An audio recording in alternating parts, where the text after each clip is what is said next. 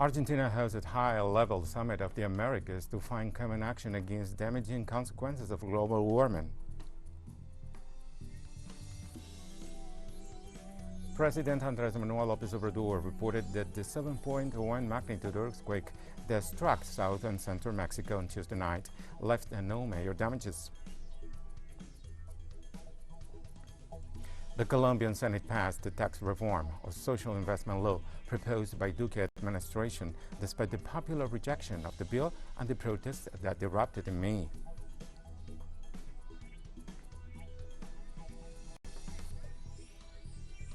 $18 million citizens in Morocco go to the polls in local and parliament elections.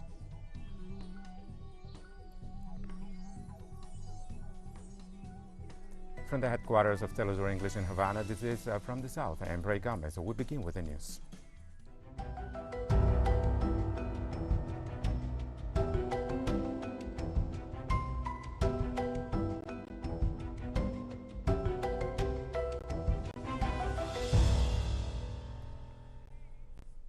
A high-level dialogue on climate actions in the Americas is underway, hosted by the government of Argentina.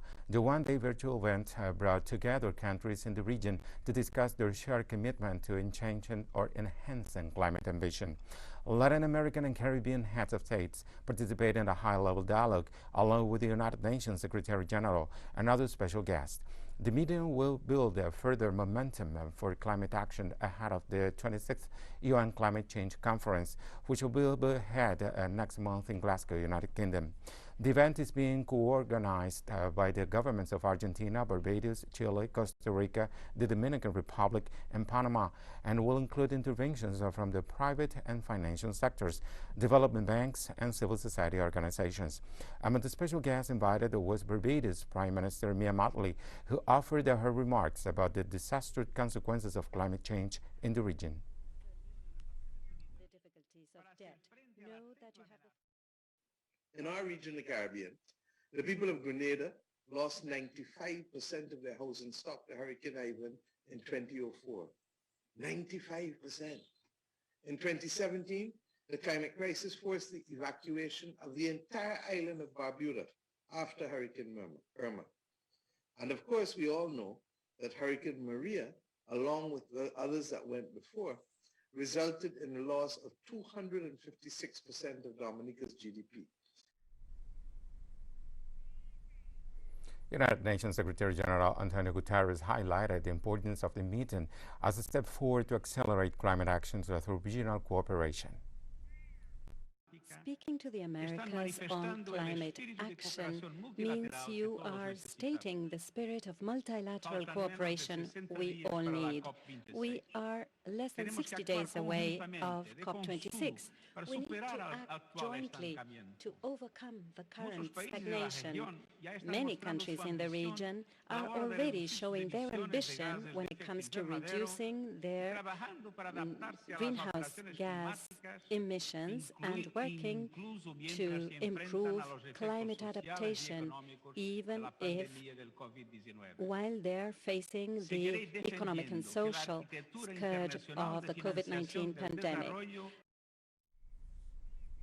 In other news, the Mexican President Andrés Manuel López Obrador reported that the 7.1 magnitude earthquake that struck the southern center of the country on Tuesday night left no major damages. At a press conference, the Mexican president detailed that there were some landslides without obstructing roads, while air traffic to Acapulco was suspended. The authorities did not issue a tsunami warning, despite the fact that the epicenter was on the coast facing the Pacific Ocean. The president said that there have been at least 150 aftershocks since the earthquake that left one dead, while the electric power system suffered failures that left 1.6 million users in blackout.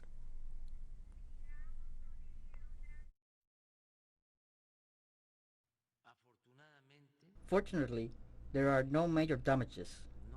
So far, only one victim, a young man who was driving a motorcycle and lost his life in Guerrero.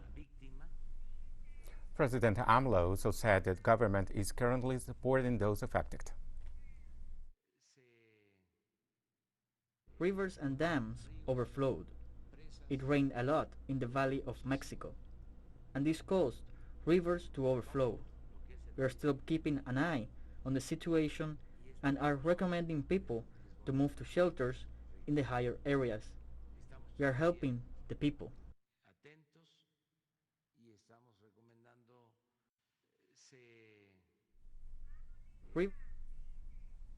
And at least 12 people are missing. Another 12,000 have been affected by Typhoon Kansun, which hit the Philippines Tuesday with sustained winds of 120 and gusts of 150 kilometers per hour. Emergency authorities reported that at least 24 houses were wrecked by the typhoon, which has caused floodings and blackouts in several areas of the country. Of this archipelago central region. The missing persons are fishermen who were working when the typhoon struck. Officials say that Kansun's damages have not been severe, and it has thinned in momentum, becoming thus a tropical storm that is expected to leave the nation on Friday.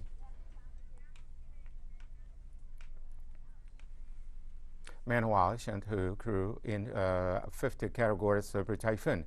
The event is gaining speed and strength quickly before striking southern China, where it is expected to arrive by the end of the week. Shantou achieves a now gust of up to 280 kilometers per hour. Authorities have confirmed that the event moves across the Philippines Sea at 20 kilometers per hour. We'll be right back after this very short break.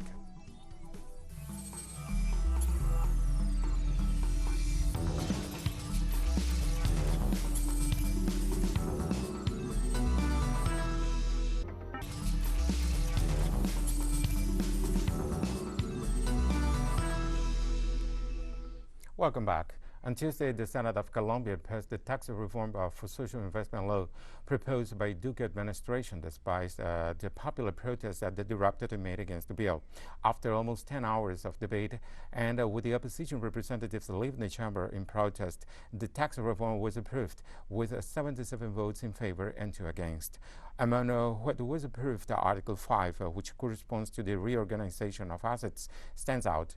In addition to Article 9, which defines the conditions for the administrations of assets seized from the mafia in the special assets company. Articles 10 and 11, which in turn are related to the same point.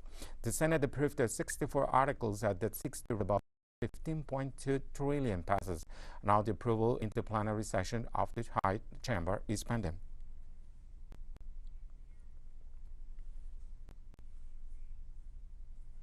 And the historic trial is beginning in France over the 2015 Paris attacks, which left 130 people dead and hundreds more injured. The suicide bombing and gun assault by 3 teams of terrorists on bars, restaurants, Le Stade de France, and the Bataclan music venue, and later claimed by ISIS, was the worst post-war atrocity on French territory. The only surviving attacker, Salah Abdeslam, arrives to stand trial with 13 other defendants at a purpose-built facility in central Paris. 14 of the accused who face charges ranging from providing logistical support to planning the attacks as well as weapon offenses are expected to be present in court.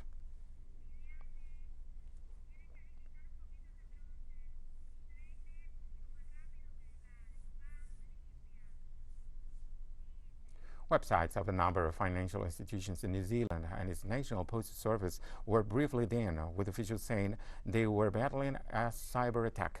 The attack sparked a network outrage for a major broadband company, causing internet disruption across the country. A spokesperson said the Vocus engineering team has confirmed the issue is related to a distributed denial of service attack and that they have found the customer responsible for it. Vocus collectively holds close to 15% of the country's broadband customers. The company said that the attack caused internet problems for around 30 minutes. The sudden loss of internet hit users in Auckland, Wellington, and Christchurch cities.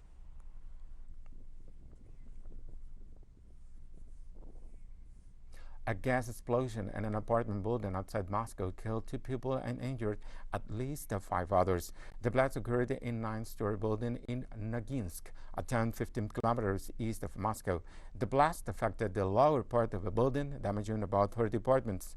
Local authorities evacuated 170 people from the building, which sustained most of its damage on the 4 lower floors, where rescue workers discovered collapsed walls, with the upper 5 floors intact. According to the Moscow Regional Branch of Russia's investigative committee, a man and a woman were killed and 5 others injured during the explosion. Authorities have launched a criminal investigation into the incident.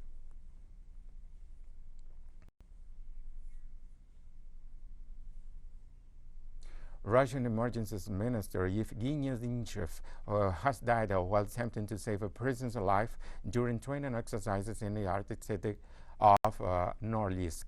Zinchev was in the Arctic to oversee large-scale drills and visited the construction site of a new fire station, as well as a search and rescue team in the area, the ministry had said in a statement earlier on Wednesday. Before becoming a minister, Zinchev held a number of jobs, including as deputy director of the Federal Security Service and briefly as acting regional governor of Kaliningrad.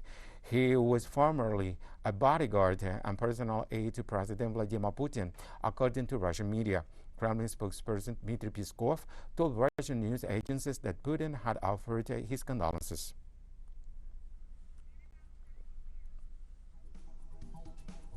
We have more stories coming up after this final short break.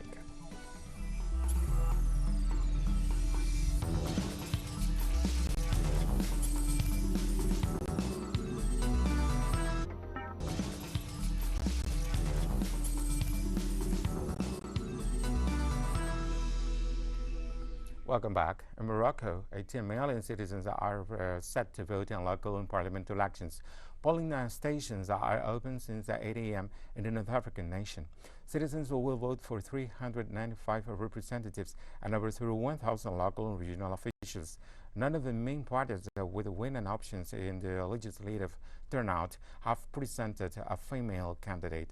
This year, the votes will occur the same day as the municipal elections, which usually have a higher rate of attendance. Morocco is a constitutional monarchy where the king has a broad set of powers, among them the appointment of key ministers and choosing the prime minister out of a party that obtains the most seats in parliament.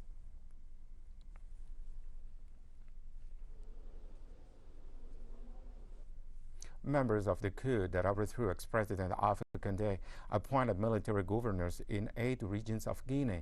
The military committee that took power last weekend with a coup pledged on Monday to establish a government of national unity and ensured there wouldn't be any vengeful acts nor with hunts aimed at former officials. However, on Tuesday, the military coup leaders set up army officers at the heads of 8 regions of the country and several districts. On the other side, the de facto rulers released 79 political prisoners and promised to continue doing so. The Economic Community of West African States met Wednesday to analyze the situation in Guinea. The same organization condemned the taking of power of the military in the nation and threatened to lay down sanctions.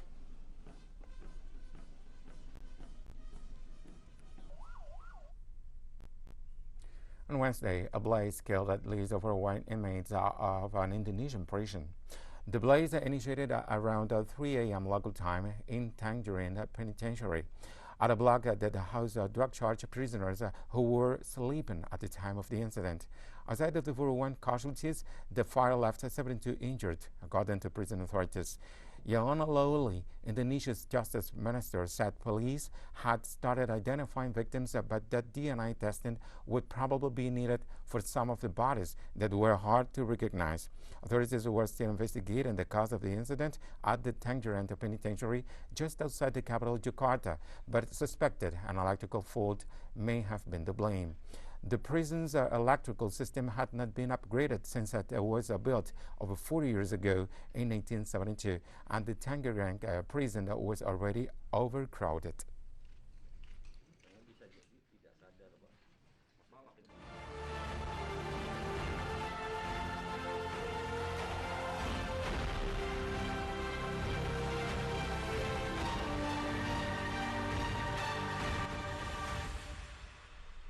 On Tuesday, the Taliban announced a caretaker cabinet granting key positions to the group's old guard, including a UN-sanctioned veteran.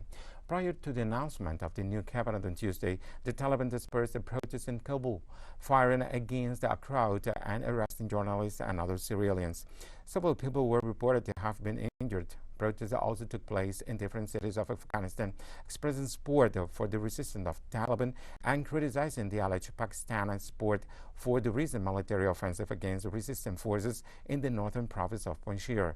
Dozens of women also demonstrated in the streets of Kabul and the northern city of Mazar-e-Sharif, calling for their inclusion in Afghan politics.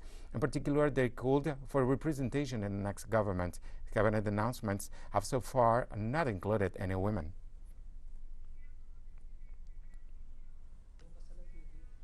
Anti-Taliban forces in Afghanistan have asked the international community not to recognize the new government announced by the Taliban. The National Resistance Front said it considered the announcement of the Taliban's caretaker cabinet as a clear sign of the group's entity with the Afghan people. The interim cabinet is led by Mullah Mohammed Hassan, who is on a United Nations backlist. Another figure, Sirajuddin Haqqani, is wanted by the Federal Bureau of Investigation in the United States.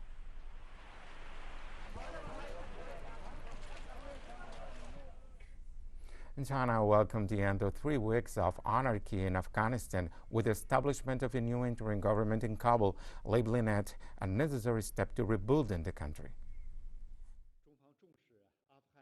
China attaches great importance to the announcement by the Taliban of the establishment of an interim government and some important personnel arrangements. This has ended more than 3 weeks of anarchy in Afghanistan and is a necessary step to restore order and rebuild the country. We have also noted that the Taliban have stated that the interim government must restore social and economic order as soon as possible. We respect the sovereignty, independence and territorial integrity of Afghanistan, do not interfere in Afghanistan's internal affairs, and support the Afghan people to independently choose a development path that suits their national conditions. It is hoped that Afghanistan will build a broad and inclusive political structure, pursue moderate and steady domestic and foreign policies, resolutely crack down on all kinds of terrorist forces, and get along well with all countries, especially neighboring countries.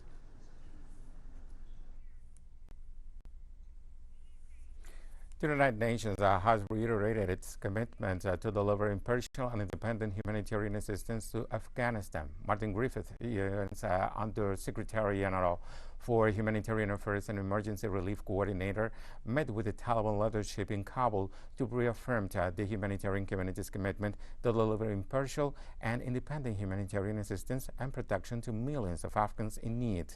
Referring to Taliban, the UN official said that they have pledged that the safety and security of humanitarian staff and humanitarian access to people in need will be guaranteed, and that humanitarian workers will be guaranteed freedom of movement.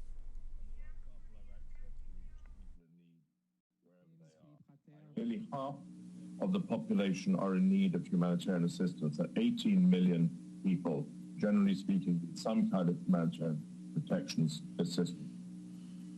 14 million need food, 9 million need access to water, 600,000 have been internally displaced this year alone, and 5 million people remain displaced from previous years. We've come to the end of this news brief. Remember, you can find these and many other stories on our website at Tell Us Our English. And you can also follow us on social media for all the latest news. We're on Facebook, Twitter, Instagram, and Telegram. For Tell Us Our English, I'm Ray Gomez. Thank you for watching.